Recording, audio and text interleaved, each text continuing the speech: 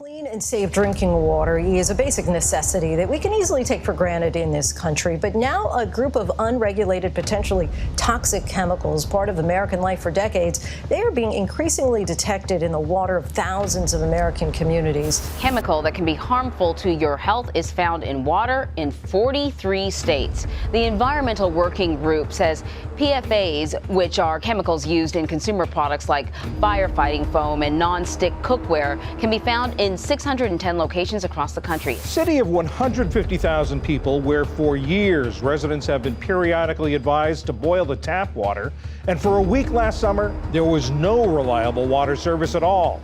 It's not in a developing nation, it's here in the United States. What have they done with our water?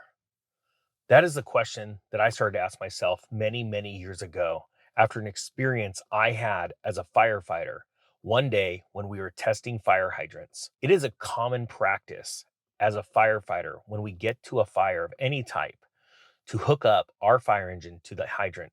And one procedure that all good firefighters know is to flush the hydrant before you hook up. Why? Because almost every time you open up a fire hydrant and that initial rush of water without connection to a hose blasts through that fire hydrant, a brown gummy substance comes out, sometimes red, sometimes brown, sometimes black, comes out of that fire hydrant. And we know to protect our fire engine from that silt and debris and sludge in those pipes, we must flush it prior. One day I flushed a hydrant and it flowed brown for literally 5 minutes. Later, we found out that because I had just through the maintenance that had not been done on that water line because it had not been flushed in decades, had caused everybody's water supply in the entire city to become tainted because the initial rush of water moving through those lines literally agitated all of the pipes and created all that sludge to stir up in the system. Years later, I saw videos from city workers pulling water mains out of the ground, and the pipe that was 8 inches literally only had an orifice left of about 3 inches because of this insanely disgusting sludge and toxic compounds inside that had built up years over years over years. It is so much more than just the rusting or the deterioration of the interior lining of the pipes themselves, but so many things that are not caught with filtration systems sit in your water. Now, you think that your water is clean because as it comes out of the tap, it is flowing clear. But what you don't realize, it is literally it's clear flowing through that sludge that's sitting there. And as your water goes past it, it picks up microscopic things on the way. Now, I didn't think much of it past that. You just sort of go with the flow. That's how it is. But it wasn't until I started preparing for much harder times when I was storing up food and water. I was storing water and I said, there's got to be a better way. I don't want the water, the plastics leaching into my water supply if I need to use it later on. And ironically, I cared more about the invisible plastics than what I had seen prior as a firefighter in the sludge in our city's water supply. So I went out and started researching, and I found now what I'm about to tell you is nowhere near the information that it's way more than what's the sludge in your pipe. It's what governments are doing inside the water system, what they're injecting in the water system that could very well hurt us. But I started to research for a water filtration company, and I found one that had an amazing price compared to its competition, had third-party lab results, and they went out and they literally took way more than just the impurities out. They took something that the government has been putting in. And there are news stories that are building up about this compound. Now, I will say this. I have used this water filter over an RO unit because I found out that for every 3 gallons of water and pumps into an RO unit, only 1 gallon comes out and 2 gallons gets wasted.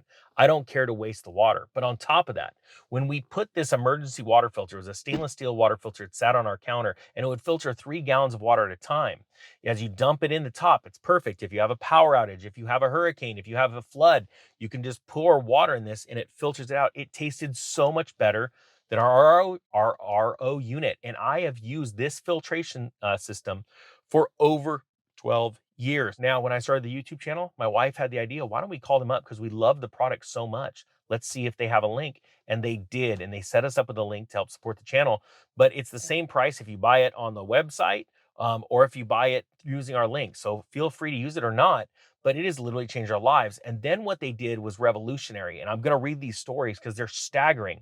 But they built a filter that pulls out fluoride. And they do it not only in the emergency stainless steel above counter version, but they have an on-demand unit that's very easy to change the filter. It's a one filter system, and it goes underneath your sink and connects to your RO, your water faucet on your sink, or directly to or could do both, to your ice maker. So check this out.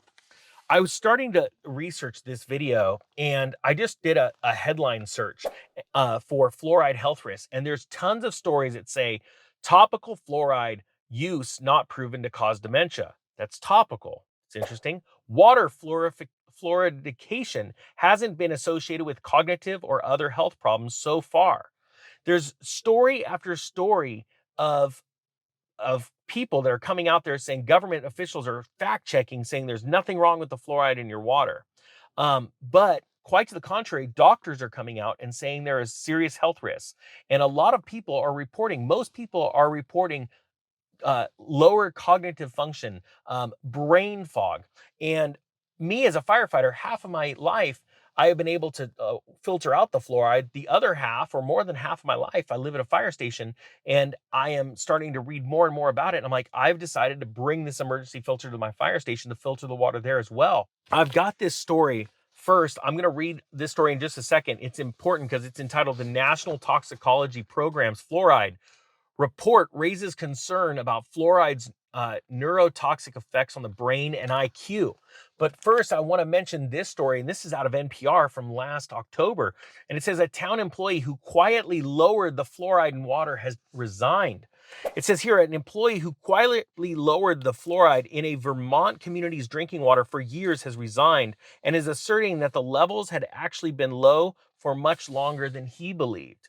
Richmond Water Superintendent Kendall Chamberlain disclosed in his 5-page resignation letter submitted Monday that fluoride levels had not been in the state's recommended range for over a decade, instead of nearly 4 years, as the state had recently disclosed.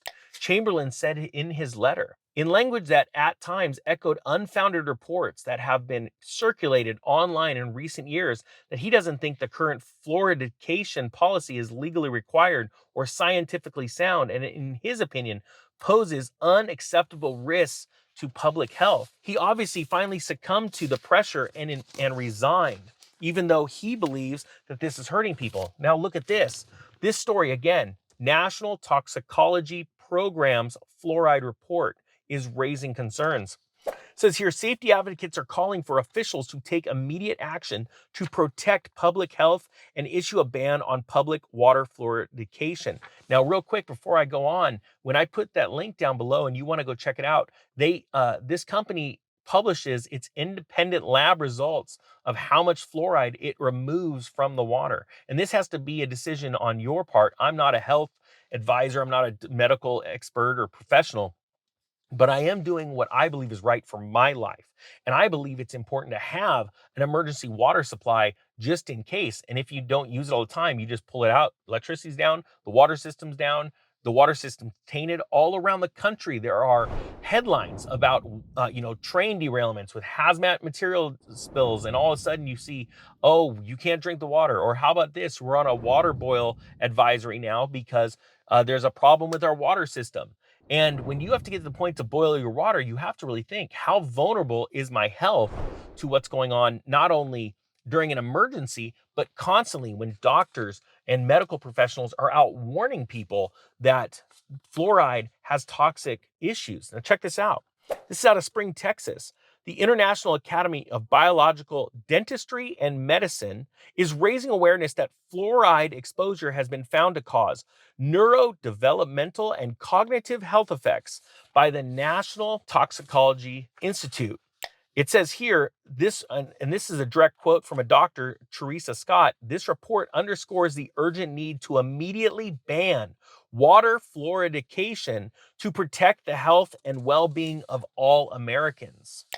Now it says a judge subpoenaed the NTP to make the report public. during an ongoing lawsuit filed by several environmental and health advocacy groups who have long expressed concerns about the safety of fluoride, which is added to drinking water in many communities across the United States. Let me stop there. Think about this. This report that identifies that fluoride is toxic had to be unsealed. It was not public. It had to be unsealed and to be able to make it public by a judge due to a lawsuit. That should tell us something somewhere. When you go Google fluoride health risk and you're bombarded with these fact-checking websites, nothing's been proven, nothing's been proven. Has it? Or has it been held in secret and there's something going on that's going to affect our minds and affect our bodies? Think about this. Now it says here, according to the NTP's report, 52 out of 55 studies found a decrease in child IQ with increased fluoride exposure. The report's meta-analysis supports the results of a previous studies that extends them by including newer, more precise studies. The data confirms a consistent inverse association between fluoride exposure and children's IQ. This is scary stuff, but it's not scary if you're prepared. So very few water filtration companies filter out fluoride. Now, this company does so much more than just fluoride, but I want you to at least go to this website, click the link below, and go to their independent lab studies on the website and look for yourself. There are people that even understand, and this company sells them as well, they literally filter out your shower water because, and like one of these stories say, topical fluoride doesn't have any effects. Well, wait a minute, hold on. I would never have thought that just taking a shower in unfiltered water, and think about it, your skin is your largest organ. As it absorbs sunlight, debris, water, it's bad for us. I would never have thought that. So it's a whole new world coming out. And like I said before, a judge had to unseal the report. These are reports being put out by federal agencies that are not allowing you to read them. Your tax dollars go to them going out and telling the truth, but not telling the truth to you. They tell it to the insiders in the industry. So I would encourage you, go and click the link, take a look at it below, and start to prepare now. Because today we're talking about fluoride, but tomorrow you may be hit with a hurricane or a tornado. And is the government going to be there to help? When are they going to bring clean drinking water? And then if they bring drinking water, is there fluoride in it? This isn't medical advice. I'm not a medical advisor. I'm just trying to share the truth and expose the truth. That being said, the Economic Ninja is out.